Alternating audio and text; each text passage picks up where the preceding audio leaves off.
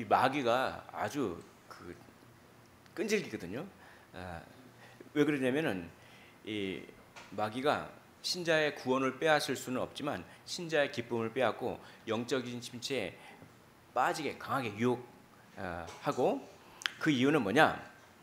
하나님께서 자기 아들을 십자가에 못 박게 하는 대가를 치르면서까지 우리에게 주신 구원, 그게 얼마나 가치 있는 겁니까? 근데 그 구원을 하찮게 만들게 하기 위해서 그렇게 끈질기게 기쁨을 빼앗는 것, 그 이거죠. 구원을 받은 성도들이 항상 기쁘고 범사에 감사하고 환한 얼굴로, 그렇죠? 그리고 복음을 전하고 어려움 가운데서 인내하고 두려움도 참아내고, 그런 걸 보면 야, 정말 뭐가 있다. 저 구원이라고 하는 건 나도 받고 싶다. 그래서 구원이 가치가 있게 생각하고 구원이 진짜 영광스러워지는데, 아유 예수 믿는데 항상 염려하고 걱정하고 조바심 내고 낙심에 빠져 있고 얼굴이 인상 찜부리고 있고 불평하고 그러면, 에이 저 구원 받았다건 그 구원 그 너나 받아라. 구원의 가치가 떨어지는 거죠. 아이고 하찮은 구원, 그거 뭐냐 그거.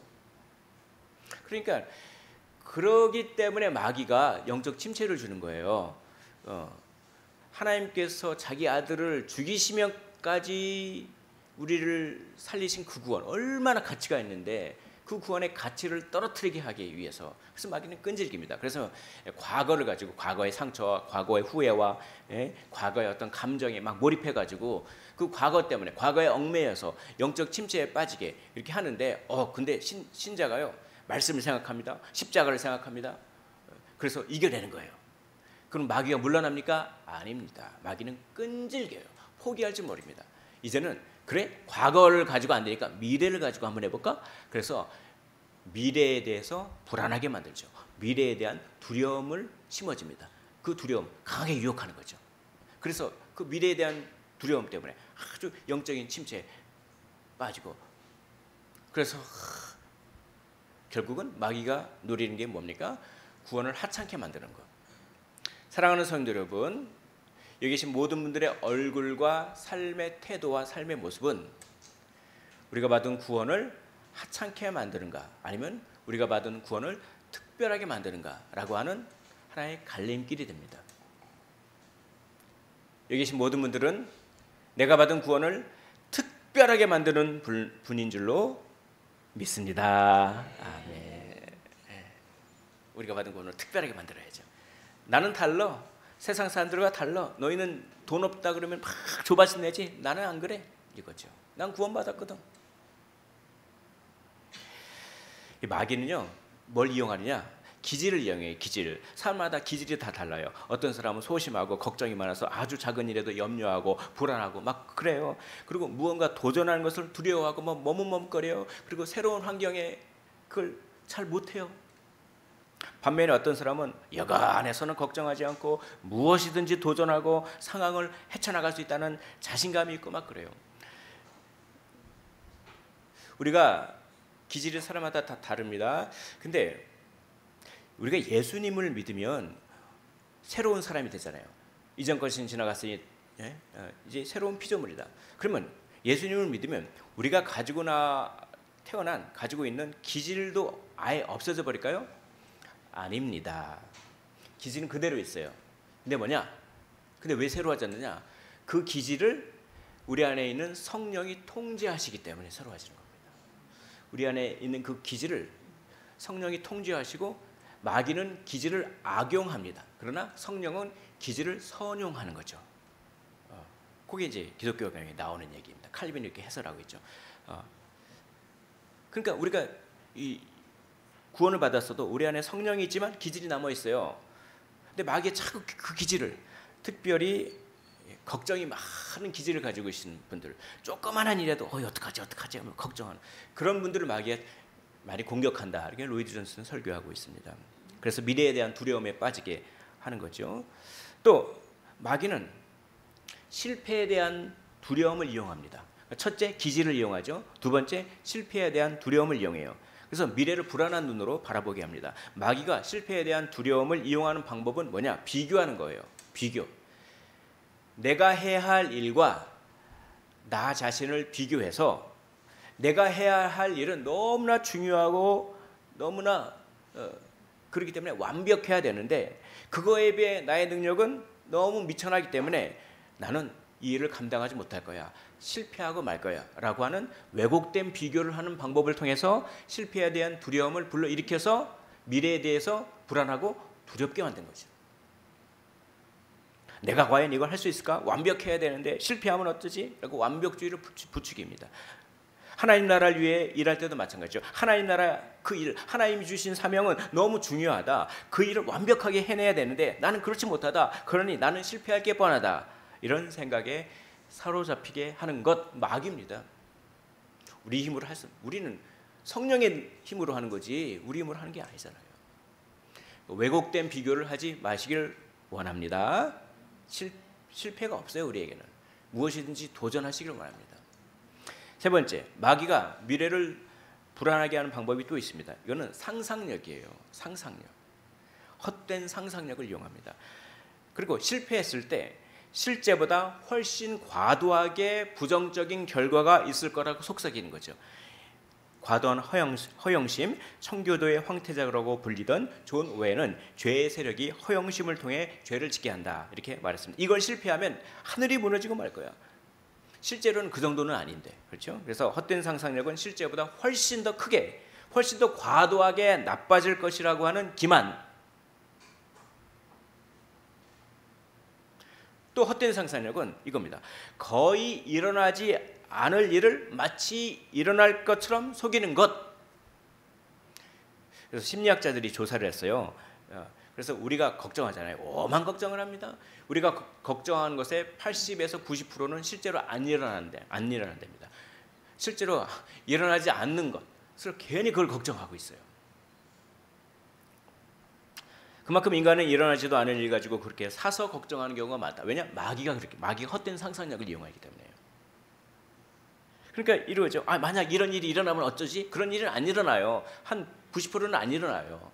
만약 이런 일이 일어나면 어떠지? 나는 그 일을 감당할 수 없는데, 그 일을 도와줄 사람도 없는데, 그리고 내가 전문가의 도움을 받으려면 돈이 필요한데, 나는 이만한 도움도 없는데, 난 이것도 없고 저것도 없는데 라고 하면서 상상의 나래를 펴면서 그 일 안 일어납니다. 만약에 일어나면 하나님께서 감당할 힘을 주십니다. 그렇죠? 감당치 못할 시험을 허락하지 아니하시고 우리가 시험 당할 중에 피할 길을 주시는 그 하나님을 믿으셨으면 좋겠습니다. 그래서 세 가지 기억하십시오. 마귀는 기질을 이용하고, 특별히 겁이 많으신 분들 기질을 이용하고, 두 번째 실패에 대한 두려움, 즉 왜곡된 비교를 이용하고, 세 번째 헛된 상상력을 이용한다라고 하는 것입니다. 그러면 어떻게 하면 우리의 그 겁 많은 기질을 성령으로 통제할 수가 있을까요?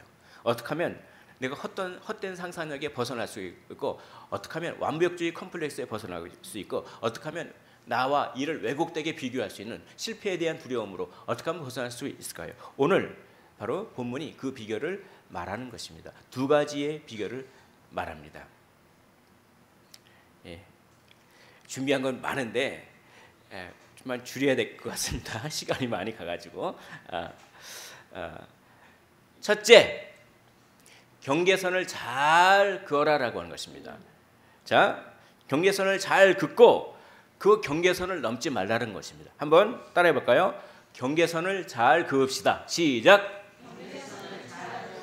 이것만 해도 미래에 대한 두려움 없어서 저는 이걸 자주 사용합니다.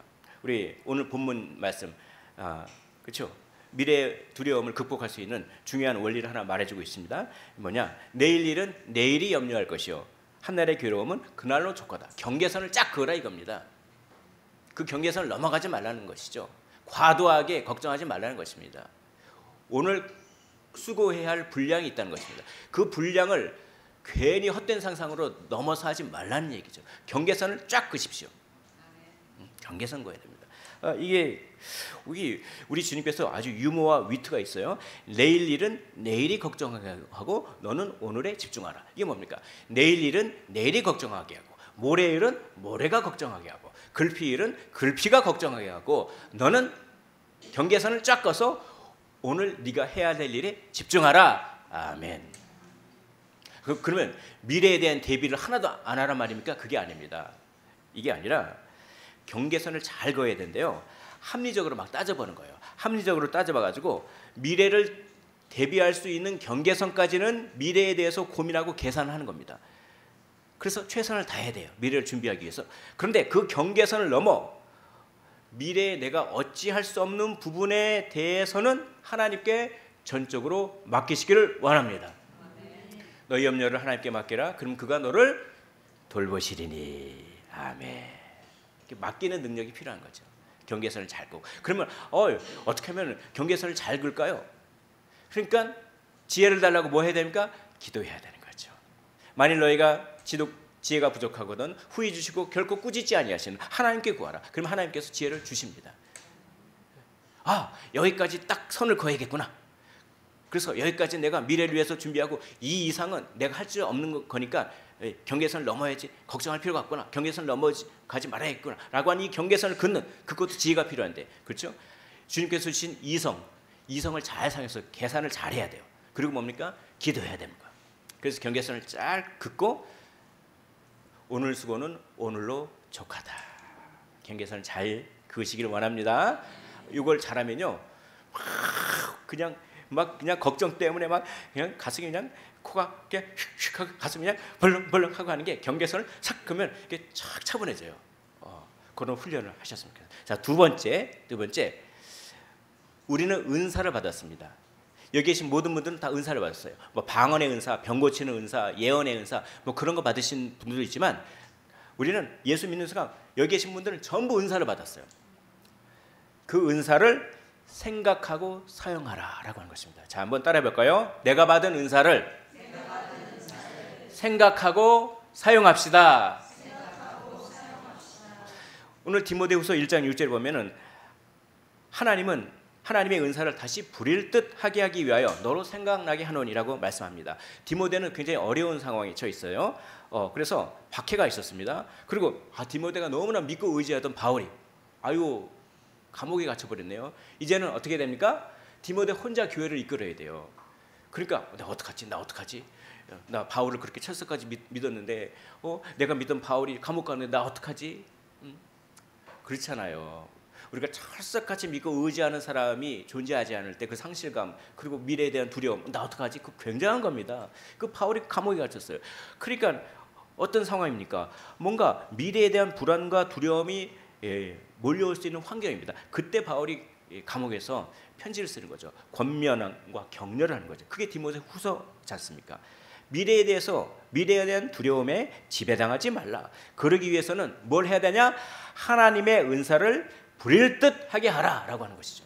근데 하나님의 은사가 마음에서 부릴 듯 할 때 미래에 대한 두려움을 이겨낼 수 있는 거야라고 바울이 편지하는데, 그러면 은사를 부릴 듯 하는 방법은 무엇이냐? 바로 그 은사를 생각하고 사용하는 것이죠. 그래서 바울이 이렇게 얘기하잖아요. 바울이 하나님의 은사를 다시 부릴 듯하게 하기 위하여 너로 무엇하게 생각하게 하노니. 생각할 때 우리가 마음이 뜨거워집니다. 생각할 때 마음이 뜨거워지고 미래에 대한 불안이 쫓겨납니다. 그래가지고 엠마오 마을로 가던 두 제자는 낙심하고 포기하고, 그래서 사명과 비전의 장소였던 예루살렘을 떠나고 고향으로 돌아가서 나 다시 옛날로 돌아갈래라고 했는데, 그 와중에 부활하신 주님을 만나서 그 주님이 성경을 풀어서 해설해 주는 겁니다. 그러니까 그걸 듣고 있을 때 마음이 막 뜨거워지는 거예요. 그 감동이 부릴 듯 하게 되는 겁니다. 그래서 다시 예루살렘 사명의 장소로 돌아가는 거예요. 여기서 어떤 원리를 우리가 알 수 있죠? 말씀을 듣고 생각할 때, 생각이 중요해요. 생각이 참 중요합니다. 생각이 곧 그 사람의 인생이에요. 말씀을 듣고 생각할 때 그 말씀이 이해되면서 마음이 뜨거워지는 거죠. 성령은 생각을 통해서 일하시는 줄로 믿으시기를 원합니다. 마귀도 생각을 통해서 일해요. 육신의 생각은 사망이요, 사망으로 일합니다. 마귀는. 영의 생각, 성령의 생각은 생명과 평안이니라. 아멘. 생각하는 거죠. 그리고 사용하는 거죠. 그러면 구체적으로 뭘 생각하고 뭘 사용할까? 그게 디모데후서 1장 7절에 있습니다. 디모데후서 1장 7절에 보면은 디모데가 받은 은사가 나와요. 그 은사의 본질이 나와요. 그게 뭐냐면 세 가지를 받아요. 하나는 능력의 영, 또 하나는 사랑의 영, 또 하나는 절제의 영이다. 하나님께서 우리에게 주시는 것은 두려워하는 마음이 아니라 능력과 사랑과 절제하는 마음이니, 이렇게 번역을 했는데 이거를 이렇게 번역할 수 있어요.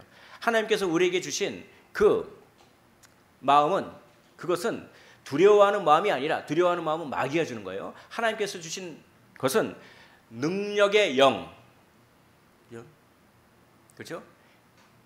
사랑의 영, 절제의 영을 주셨다. 한번 따라해 볼까요? 능력의 영, 사랑의 영, 절제의 영, 이걸 주셨습니다. 이걸 생각하고 사용하라는 것이죠. 그래서 은사는 하나님께서 영광을 드러내라고, 하나님의 영광을 드러내라고 사용하라고 주신 선물이에요. 그러니까 사용해야 돼요. 사용 안 하면 발전이 안 되고 퇴보가 돼요. 퇴보. 그래서 우리 기계도 있잖아요. 기계도 사용하지 않으면 다 녹슬어 버려요. 기계 아낀다고, 자동차 아낀다고, 아이고 내가 산 자동차 오래 타야지 아껴서 10년 동안 운행을 안 해보세요. 금방 망가져 버립니다. 그 사람 몸도 있잖아요. 사람 몸도 어떻게 되죠? 안 쓰면 퇴화돼요. 그래서 뭡니까? 근육 운동도 하고 걷기도 하셔야 되고 뭐 해야 됩니까? 그 뛰기도 하고 그래야 되잖아요. 그렇죠? 그래서 움직이면 살잖아요. 안 움직이면 죽잖아요. 영적인 것도 마찬가지예요. 하나님께서 우리에게 주신 은사도 사용하면 더 발전됩니다. 한 번씩 참아버릇하면 2번 참을 수가 있어요. 3번 참을 수가 있어요. 굉장히 억울한 일에도 감사를 한 번씩 해보면, 한 번 감사하면 2번 감사할 수 있어요. 3번 감사할 수 있어요. 사용하면 은사가 그렇게 되는 거예요. 그러니까 은사를 생각하고 은사를 그렇게 사용하는 거죠. 능력의 영은 용기와 인내의 영을 뜻합니다. 하나님께서는 우리에게 용기와 인내의 영을 주셨어요. 무엇이든지 헤쳐나갈 수 있는 용기와 어떤 일에든지 견딜 수 있는 인내의 영을 우리에게 주신 줄로 믿으시길 원합니다. 이미 우리에게는 무엇이든지 참을 수 있고 무엇이든지 용기를 낼 수 있는 능력이 우리 안에 있어요. 있어. 그러니까 마틴 루이 존스 목사님이 이렇게 설교했잖아요. 우리가 영적 침체를 겪는 것은 하나님이 나에게 아무것도 안 주셨다고 생각하기 때문이다. 하나님께서 우리에게 주셨습니다. 하나님께서 능력을 주시지도 않고 성령의 열매를 맺으라고 하지 않아요. 그렇죠? 사랑과 희락과 화평과 오래 참음과 온유와 충성과 절제 할 수 있는 능력을 주셨기 때문에 근데 그걸 안 사용해서 그런 거죠. 그래서 그걸 사용했어요, 바울은. 그래서 무슨 일이든지 용기 있게 도전했어요. 내가 무슨 일이든지 용기 있게 도전하는 것은 은사를 사용하는 일입니다. 그리고 이렇게 생각했어요. 하나님께서 나에게 이런 일을 허락하셨으니까 내게 이걸 헤쳐나갈 수 있는 능력도 주시겠지, 이렇게 생각한 겁니다. 나에게는 이 능력을, 이걸 헤쳐나갈 수 있는 능력이 이미 존재하지, 이렇게 생각한 거예요. 나는 그런 능력이 없어라고 생각하지 마시길 원합니다. 그건 마귀의 속임수예요. 그렇죠. 이렇게 생각한 거예요. 그래서 능력의 영을 막 그렇게 사용했어요. 그래서 험한 매를 태장을 맞고 막 배가 3번 파손하고 막 엄청 굶고 막 그걸. 그래서 나중에 이렇게 고백하죠. 빌립보서 4장 13절, 제가 참 좋아하는 말씀입니다. 내게 능력 주신 자 안에서 내가 모든 것을 할 수 있느니라. 아멘. 내게 능력 주신 자 안에서 여러분들은 모든 것을 하실 수 있다고 하는 말씀에 기반한 긍정적인 사고방식을 가지시기를 주의 이름으로 축원을 드립니다. 그래서 사도들도 이 능력의 영을 받았죠. 그래서 베드로는 두려워해서 3번 주님을 부인했지만 성령 충만을 받은 후에는 이 능력의 영을 사용했습니다. 그래서 뭡니까? 그 종교 재판에 담대하게 베드로가 완전히 바뀌었죠. 베드로의 그 겁 많은 기질이 없어진 것이 아니라 그 겁 많은 기질을 성령이 통제하신 것입니다. 그리고 교회사의 기록을 보면은 이 순교자들 가운데 어린아이가 심심치 않게 있어요. 제가 몇 년 전에 말씀드렸듯이 염산교회 우리 합동 측 우리 어디 이리 노예인가요? 그래요. 그 염산교회 거기 공산당이 쳐들어와서 다 죽일 때 물에다 돌을 몸에다가 돌을 맺어서 물에다 빠쳤잖아요. 예. 그게 불과 7, 80년 전, 몇십 년 전의 일이에요. 그때 주일학교 학생들이 유치부, 유초등부 학생들이 빠져 죽어가면서 우리는 좋은 데 가, 우리는 하나님 만나려고 하면서 빠져 죽어요. 그게 기록에 있어요. 그 연약해 보이는. 이게 뭡니까? 성령은 그 아이들에게 능력의 영을 주신 것입니다. 그래서 용기와 담대함을 준 거예요. 우리 힘으로 할 수 없는 거죠. 그래서 생각하십시오. 우리 안에는 용기와 인내의 영이 있습니다. 우리에겐 그런 능력이 있습니다. 이렇게 생각하십시오. 그리고 그걸 사용하십시오. 한 번씩 용기를 내십시오. 한 번씩 도전하십시오. 한 걸음씩 도전하십시오. 한 걸음씩 인내하십시오. 그러면 은사가 개발돼요. 더 많이 참을 수 있고 더 많이 도전할 수 있습니다. 두 번째, 우리는 무엇을 생각하고 사용해야 되는가? 사랑의 영입니다. 한번 따라해 볼까요? 사랑의 영. 이거는 하나님과 형제를 사랑하게 하는 그런 능력을 말합니다. 우리에게는 하나님을 사랑하는 능력, 형제를 사랑하는 능력이 있습니까? 없습니까? 있어요. 있습니다. 그렇게 생각하는 겁니다. 나는 이기적이야. 그래서 나는 사람을 사랑할 수 없어. 그 마귀가 속이는 거고, 내 기질은 그럴지 몰라도 내 안에 성령이 있다. 나는 내 이웃을 내 몸과 같이 사랑할 수 있는 능력을 하나님께서 그 은사를 주셨다. 사랑의 은사를 내게 주셨다. 그렇게 생각하는 것입니다. 그리고 의지를 가지고 한 번씩 사랑해 보십시오. 한 걸음씩 사랑해 보십시오. 자그마한 거라도. 그러면 2번 사랑할 수 있고 3번 사랑할 수 있고 그렇게 되는 것이죠. 그리고 하나님의 사랑에 몰입할 수 있는 능력이 바로 사랑의 영입니다. 이 사랑의 영은 두려움에 대한 근본적인 치료를 해줍니다. 두려움은 왜 생깁니까? 두려움은 자기만 바라보는 자아 때문에 생기는 거예요. 자아 때문에. 그래서 선악과를 따먹자마자 두려움이 생기는 거잖아요. 자아가 생겨. 그러니까 자기 집착, 자기 애, 자기 연민, 자기 방어, 이것 때문에 두려움이 생기는 것입니다. 이 사기꾼이 가장 무서워하는 사람이 있습니다. 누굴까요? 어떤 분이 이런 얘기를 하더라고요. 사기꾼이 가장 무서운 사람은 사기를 안 당할 만큼 머리 좋은 사람이 아니라 욕심이 없는 사람입니다. 그러니까 탐심을 내려놓고 자기를 부인할수록 뭘 잃어버릴까 봐, 뭘 뺏길까 봐 두려워하지 않는 거예요. 두려움은 어디서 옵니까? 자기애에서 오는 것이죠. 그러니까 거짓의 아비인 마귀가 파고들 틈이 없어지는 겁니다. 욕심을 버리고 자기를 부인하는 비결은 하나님을 사랑하고 형제를 사랑하는 것이죠. 그래서 자기애를 뭡니까? 자기애의 힘을 없애버리는 겁니다. 사랑하면 할수록 자아의 힘이 떨어져요. 탐심도 내려놓고 자기 부인을 할 수 있게 됩니다. 그러면 두려움이 사라집니다. 나는 이미 천국 가는데 연연하지 않게 되는 거죠. 그런데 이 돈 떨어지면 어떡하지? 내 자존심, 내가 그 체면 구기면 어떡하지? 그럼 그 체면 차리려고 이거 어떡하 막 불안해.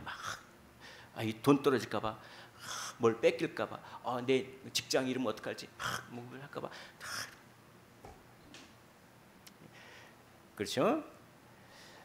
사랑의 영을 생각하고 사랑의 영을 사용하시기를 원합니다. 사랑의 영을 생각하고 사용할수록 하나님을 바라보기 때문에 자아에서 벗어나게 되는 것이죠. 하나님 나에게 사랑할 수 있는 성령의 능력을 주셨고 나에게 사랑의 은사를 주셨고 내 힘으로는 사랑할 수 없지만 하나님이 주신 사랑의 은사로 나는 하나님을 사랑하고 이웃을 내 몸과 같이 사랑할 수 있다라고 생각하면서 내 의지를 사용하여서 그렇죠? 한 걸음씩 사랑을 해 보십시오. 타자를 바라볼수록 자아는 힘을 잃게 됩니다. 이 원리예요. 그래서 제가 참 미래에 대한 불안함이 있어요.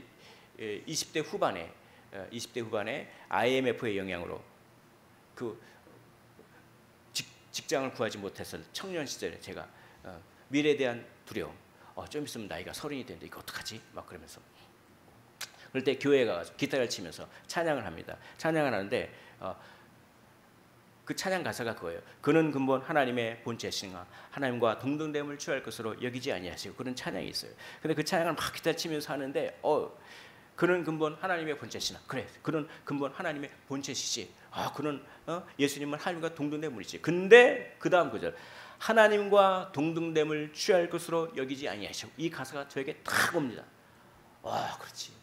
그는 근본 하나님의 본체시나 하나님과 동등됨을 취할 것으로 여기지 아니하실 정도로 나를 사랑하시지, 내 인생을 책임져 주시지, 내 미래를 책임져 주시지 라고 하는 확신이 확 밀려드는 것이죠.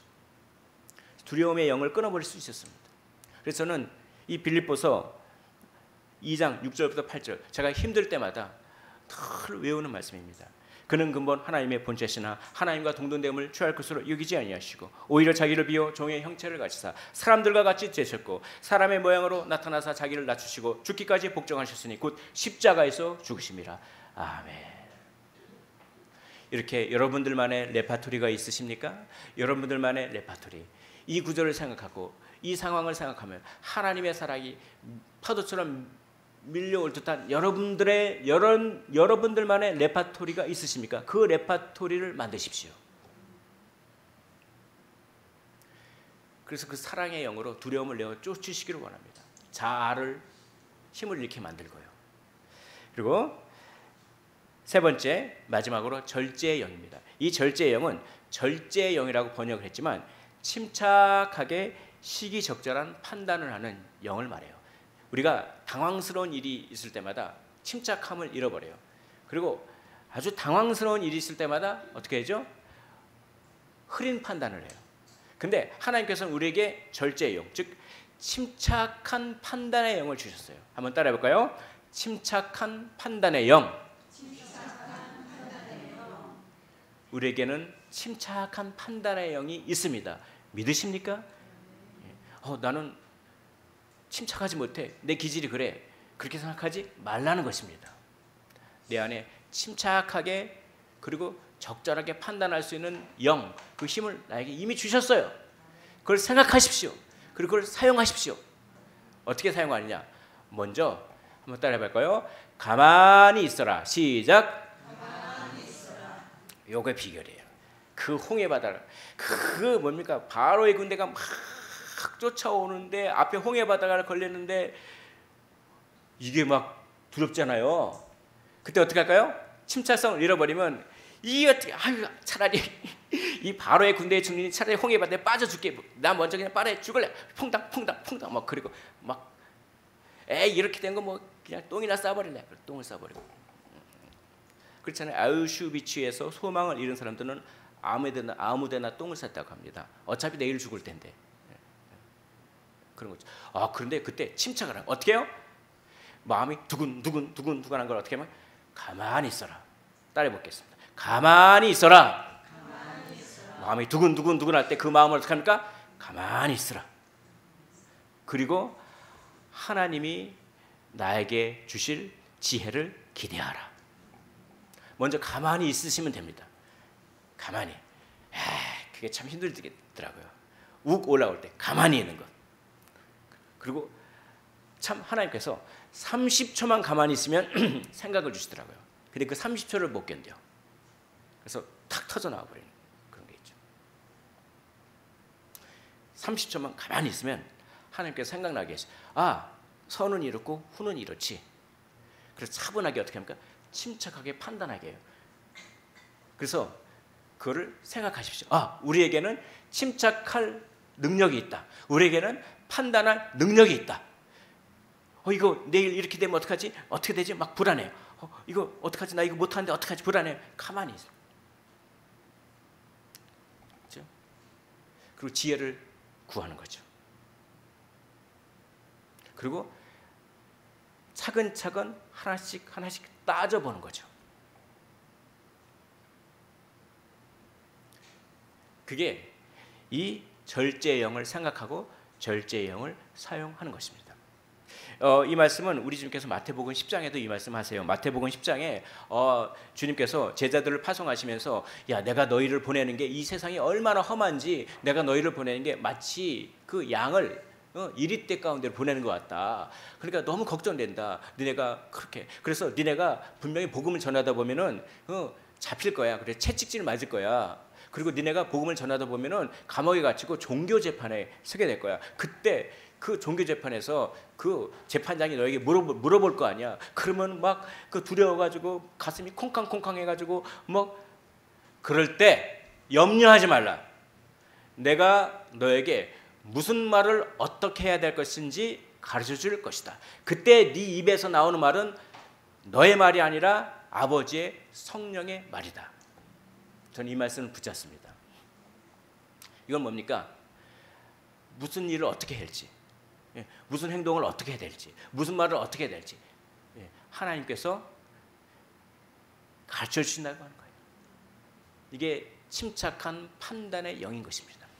그러므로 가만히 계시고 차근차근 따지면 생각이 막 나요.